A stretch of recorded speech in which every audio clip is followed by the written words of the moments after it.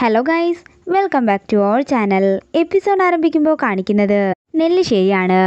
അവന്തിക അജയനെ വിളിച്ച് പറയുകയാണ്, എൻ്റെ ഡോക്യുമെന്റ്സ് എല്ലാം എൻ്റെ കയ്യിൽ കിട്ടുന്ന നിമിഷം അനഘ നിന്റെ സ്വന്തമായിരിക്കും. എന്നെ ചതിക്കാൻ ശ്രമിച്ചാൽ എന്താ ഉണ്ടാവുകയെന്ന് നിങ്ങൾക്കറിയാലോ എന്ന് അജയൻ പറയുമ്പോൾ, എൻ്റെ അനിയത്തിയല്ലേ ഞാൻ നിനക്ക് കെട്ടിച്ചു തരുന്നത്, അതുകൊണ്ട് തന്നെ എന്നിൽ നിന്നും ഒരു ചതിയും നീ പ്രതീക്ഷിക്കേണ്ടെന്ന് അവന്തിക പറയുന്നു.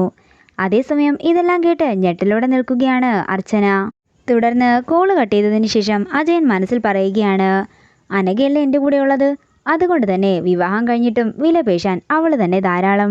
തുടർന്ന് അവന്തിക പറയുകയാണ്, എനിക്ക് എൻ്റെ ജീവിതം തന്നെയാ വലുത്, എൻ്റെ ജീവിതം കഴിഞ്ഞേ ഞാൻ കൂടപ്പിറപ്പിനെ പോലും നോക്കുകയുള്ളൂ. തുടർന്ന് ഇതെല്ലാം കേട്ടുകൊണ്ട് നിൽക്കുന്ന അർച്ചന പറയുകയാണ്, അനഘ ഇപ്പോൾ എന്താണെങ്കിലും എൻ്റെ സംരക്ഷണയിലാണ്, അതുകൊണ്ട് തന്നെ അവൾക്കൊന്നും വരുത്താൻ ഞാൻ സമ്മതിക്കില്ല.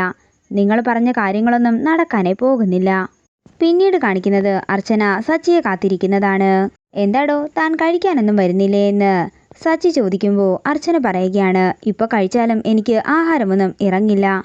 എന്താടോ എന്താണെങ്കിലും പറ, നമുക്ക് പരിഹാരമുണ്ടാക്കാമെന്ന് സച്ചി പറയുമ്പോൾ അർച്ചന പറയുകയാണ്, അല്ലെങ്കിലും ഞാനെല്ലാം സച്ചിയേട്ടനോട് തുറന്നു പറയാനിരിക്കുകയായിരുന്നു. സച്ചിയേട്ടൻ ഇതെങ്ങനെ എടുക്കും എന്നൊന്നും എനിക്കറിയില്ല, എന്താണെങ്കിലും ഞാൻ കാര്യങ്ങളെല്ലാം പറയാം. ഇത് കേൾക്കുന്ന സച്ചി പറയുകയാണ്, തനിക്ക് പറയാനുള്ളത് അവന്തികേട്ടത്തെക്കുറിച്ചാണെന്ന് എനിക്ക് മനസ്സിലായി. എന്താണെങ്കിലും താൻ കാര്യം പറ, പരിഹാരം കാണാൻ പറ്റുമെങ്കിൽ നമുക്ക് പരിഹാരം കാണാം. തുടർന്ന് അനഘയും സന്ദീപും തന്നോട് പറഞ്ഞ കാര്യങ്ങളെല്ലാം അർച്ചന സച്ചിയോട് പറയുകയാണ്. അവന്തികേട്ടത്തി ഉടനെ ഈ വിവാഹം നടത്തും എന്നല്ലാതെ ഇതിനെക്കുറിച്ച് മറ്റൊന്നും തന്നെ എനിക്കറിയില്ല. പിന്നെ എനിക്ക് സംശയമുള്ള മറ്റൊരു കാര്യം കൂടി ഞാൻ പറയാം. അവന്തികേട്ടത്തി അനഘയെ വിവാഹം കഴിപ്പിക്കാൻ പോകുന്നത് നമുക്കറിയാവുന്ന ആ അജയൻ എന്ന് പറയുന്ന ക്രിമിനലിനെ കൊണ്ടാണ്. എനിക്ക് അനഘയുടെ സംസാരത്തിൽ നിന്ന് ഇതൊക്കെ തോന്നിയത്. ചിലപ്പോൾ എൻ്റെ തോന്നലാകാം, പക്ഷേ അവന്തികേട്ടത്തി എന്താ ഇങ്ങനെയൊക്കെ ചെയ്യുന്നതെന്ന് എനിക്കറിയില്ല. അനഘ വന്ന് സഹായിക്കണം എന്ന് പറഞ്ഞ് കരയുമ്പോൾ എനിക്ക് എങ്ങനെ അവളെ ഉപേക്ഷിക്കാനാകും സച്ചിയേട്ടാ? അതുമല്ല, അവന്തികേട്ടത്തെയും അനഘയും അടക്കം കൊല്ലാൻ നോക്കിയവനല്ലേ അവൻ. അവനെ എങ്ങനെയാണ് അനഘയ്ക്ക് കൊടുക്കുന്നത്? ഒരു കാര്യം കൂടി ഞാൻ പറയാം, അവന്തികേട്ടത്തി സച്ചിയേട്ടൻ വിചാരിക്കുന്ന ഒരു സ്ത്രീയല്ല. ആരും അറിയാത്ത മറ്റൊരു മുഖം കൂടി അവർക്കുണ്ട്. ഇത് കേൾക്കുന്ന സച്ചിക്ക് സന്ധ്യ പറഞ്ഞ കാര്യങ്ങളും വൃന്ദാവനത്തിൽ നിന്നും കമലയും മാഷും പറഞ്ഞ കാര്യങ്ങളും എല്ലാം തന്നെ ഓർമ്മ വരികയാണ്. അവന്തികേട്ടത്തി ഞാൻ കരുതിയതിനപ്പുറം ഒരാളാണെന്ന് എനിക്കിപ്പോൾ മനസ്സിലാകുന്നുണ്ട്. ഇതിലൊക്കെ എന്തോ ദുരൂഹതയുണ്ട്, അത് ഉടൻ തന്നെ കണ്ടെത്തണമെന്ന് സച്ചി മനസ്സിൽ പറയുന്നു. സച്ചിയേട്ടാ, ഞാൻ പറഞ്ഞതൊക്കെ സച്ചിയേട്ടൻ ഏത് രീതിയിലെടുക്കുമെന്ന് എനിക്കറിയില്ല, പക്ഷേ ഞാൻ പറഞ്ഞതെല്ലാം സത്യമാണെന്ന് അർച്ചന പറയുമ്പോൾ സച്ചി പറയുകയാണ്, അർച്ചന ഞാൻ തനിക്ക് ഒരു ഉറപ്പ് തരാം. എന്താണെങ്കിലും അനഘയുടെയും അജയൻ്റെയും വിവാഹം നടക്കാനേ പോകുന്നില്ല. എന്തൊക്കെ വന്നാലും ഈ വിവാഹം ഞാൻ തടഞ്ഞിരിക്കും. എൻ്റെ മനസ്സിൽ ചില സംശയങ്ങളുണ്ട്, ആ സംശയങ്ങൾക്ക് ഉത്തരം കിട്ടുന്നതോടെ എല്ലാ പ്രശ്നങ്ങൾക്കും പരിഹാരമാകുമെന്നും സച്ചി പറയുന്നു. അനഘയോട് താൻ പറയണം ധൈര്യമായിട്ടിരിക്കാൻ, ഇതൊന്നും നടക്കാനും പോകുന്നില്ലെന്ന് പറഞ്ഞേക്ക്. പിന്നീട് കാണിക്കുന്നത് പുറത്തെ ഗാർഡനിലിരുന്ന് കരയുന്ന അനഘയാണ്. അതേസമയം അവന്തിക അനഘയുടെ അടുത്തേക്ക് ചെല്ലുന്നു. അജയൻ്റെ കാര്യം പറയാനാണ് ചേച്ചി വന്നതെങ്കിൽ പറയണ്ടെന്ന് അനഘ പറയുന്നു. എൻ്റെ മോളെ, നീ ഞാൻ പറയുന്നതൊന്ന് മനസ്സിലാക്ക്. അവൻ സത്യങ്ങൾ തുറന്നു പറഞ്ഞാൽ നമുക്കുണ്ടാകാൻ പോകുന്ന ഭവിഷ്യത്ത് എന്തൊക്കെയാണെന്ന് നീ ഒന്ന് ഓർത്തു നോക്കിക്കേ. എനിക്ക് എൻ്റെ മോളെ ഒരിക്കലും ചതിക്കാൻ പറ്റില്ല. ചേച്ചി എന്തൊക്കെയോ പറഞ്ഞു, മോള് എന്നോട് ക്ഷമിക്കണം. ചേച്ചി എന്നെ ചതിക്കില്ലെന്ന് എനിക്കറിയാമായിരുന്നു, ചേച്ചിക്ക് ഒരിക്കലും അതിന് സാധിക്കില്ലെന്നും അനഘ പറയുന്നു. മോളെ, എനിക്ക് വലുത് നിന്റെ സന്തോഷം തന്നെയാ, അതിലും വലുതായി അവന്തികയ്ക്ക് ഒന്നുമില്ല. ഇപ്പോഴാ ചേച്ചി എനിക്കൊന്ന് സമാധാനമായതെന്ന് അനഘ പറയുന്നു.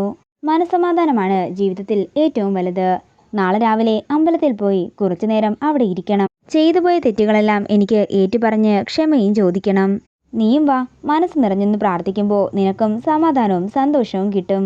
ചേച്ചി നിന്നെ രാവിലെ വിളിക്കാം, ഒന്ന് സ്വസ്ഥമായി ഉറങ്ങണം എന്ന് പറഞ്ഞുകൊണ്ട് അവന്തിക അകത്തേക്ക് പോകുന്നു. നേരം പുലർച്ചെയാകുന്നു. പിന്നീട് കാണിക്കുന്നത് നെല്ലിശ്ശേരിയാണ്. അർച്ചനയും മീരയും കൂടി അടുക്കളയിൽ നിൽക്കുമ്പോൾ അങ്ങോട്ടേക്ക് സ്നേഹ വരികയാണ്. അവരെന്ന് നോക്കാതെ സ്നേഹ തിരിച്ചു പോകുമ്പോൾ അർച്ചന ചോദിക്കുകയാണ്, നിനക്കെന്താ ഞങ്ങളെ പരിചയമില്ലേ?